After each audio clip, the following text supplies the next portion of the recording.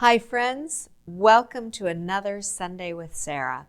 I'm Sarah Baldwin, a Waldorf early childhood teacher. I'm an author and now the owner of Bella Luna Toys. And today I'm going to answer a question that I frequently get, which is about what's the appropriate age for a child to start formal music lessons? It's a great question, and I have a lot of thoughts about it. But before I get to those thoughts, I want to just ask you, if you haven't already, to please subscribe to the Sunday with Sarah YouTube channel if you've been enjoying this series. If you click the little bell icon, you'll be notified every time I post a new video. Your support, your subscribing and thumbs up, help support me in producing these videos for you, which I love to do, and I'm so grateful for all your comments and suggestions. So, what age should my child begin music lessons? Well, I have a lot of thoughts on this, as I mentioned. In addition to being a trained Waldorf early childhood teacher, before that I was also trained as a Music Together teacher. That's a music program for parents and toddlers. I also taught many music classes for parents and toddlers before that. And I'm the mother of two musicians who took music lessons through their childhoods. So it's a subject near and dear to my heart. So my two children, when they started music lessons, both were taught in the Suzuki method. My older son Harper played piano. My younger son Will studied cello, but they both did Suzuki method. And for years, I have been fascinated by the similarities between Suzuki music education and Waldorf education. There are a lot of similarities and a lot of differences, which I will explain to you. So one big difference between the two methods is that in Suzuki music education originally started with violin and then branched out to other instruments. So Dr. Suzuki recommended that children as young as 2 or 3 years old could start violin lessons, where in a Waldorf school, children will not start to learn a stringed instrument until 3rd or 4th grade, or after the age of 9. Now, my personal opinion is that Suzuki education might start a little too early, and Waldorf education might start string studies a little too late. I'm sure there'll be a lot of Suzuki teachers and Waldorf teachers out there who will disagree with me. So this is my own opinion based on my own experience and observations. My personal opinion is that around the age of 7 may be the most appropriate time to start formal music lessons. Why? Well, this is because this is the same age in Waldorf education when we begin formal academic studies. This is when children ideally start 1st grade during the 7th year, 6 turning 7. This is when we know they're all that energy that's been used up in the first 6 or 7 years, when children are going through this tremendous growth and they're moving and developing their imaginations. Around the age of 7 is when their physical bodies are more developed and they are ready to sit down. They can sit down and focus and sit at a desk and begin more formal academic learning. There are also studies that show that there is a window, of a music learning window that closes at around the age of 9. This is similar to what we now know how the brain works. There are windows for language acquisition and learning that close at different ages. So if we wait until the age of 9 to start string lessons, and I would include piano and other instruments, it may be missing an opportunity where it could come easier to a younger child.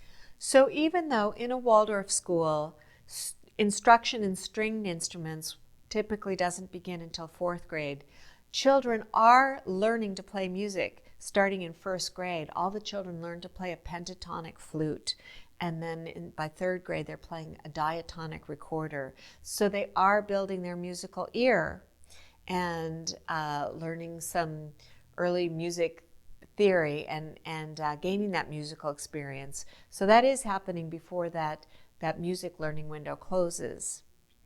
But my personal suggestion is that wait until your child shows an interest in learning an instrument. It's really important that this comes from them and isn't something that you're pushing because you feel that it's important. In my experience, most children under the age of 5 to 7 won't show that interest. They're so busy, immersed in their play, and I believe they should be playing, and that it's unnatural to make a child under the age of 7 to sit and practice every day. There are some exceptions, and I know of children as young as 3 or 4 who really are drawn to an instrument. I remember a little girl classmate of my son who at 3 years old was just begging her mother for a violin and to play violin. And now she's grown up and is an accomplished professional musician. So there are cases like that. So listen to your child. And if they show this unusual interest in an instrument, there are some precocious children who are really gifted. And as I'll talk about later, the earlier they start can be better. So if you decide to start formal music lessons with your child, if your child is under 7, I urge you, I beg you to find a Suzuki teacher, because the way the method is taught is so similar to Waldorf education. For one thing, it's taught by ear at first. Children learn to play by memory and by ear. Just the way in a Waldorf school, children will learn to recite poetry and verses and songs before they're able to read or write. It's the natural progression of how human beings developed language. It's the same with musical language. We learn to speak or to sing or to play an instrument before learning to read and write, and this is true for learning to read and write music. A child shouldn't be taught to try to read musical notes before they're reading literature, reading words. It's the same skills that are required, decoding skills in a child's brain that develops differently for different ages. And if that's not yet developed in your child, trying to teach them how to read music before their brain is ready is only going to frustrate them and turn them off to music. Another similarity between Suzuki music education and Waldorf education is the philosophy that Dr. Suzuki and Dr. Steiner shared, that it was more important who the child is inside. Dr. Suzuki, who wrote a book called Nurtured by Love, said that it's more important for the child to be a beautiful person on the inside than the most proficient musician. And just the way Rudolf Steiner talked about developing the inner life of the child. And what I feel is most important for young children is to expose them to lots and lots of music. Singing, bringing them to hear live music, making music in your home. In one of my other videos, I talk about pentatonic instruments. Even if you cannot play an instrument, have no musical training, you can make beautiful music. And children need to learn that music is made by human beings, the human voice and musical instruments, and is not just coming out of an electronic box. So years ago, I met a wonderful musician named Sarah Jane Smolin. And she was a cellist. She was a Suzuki cello teacher, but had also taught in a Waldorf school.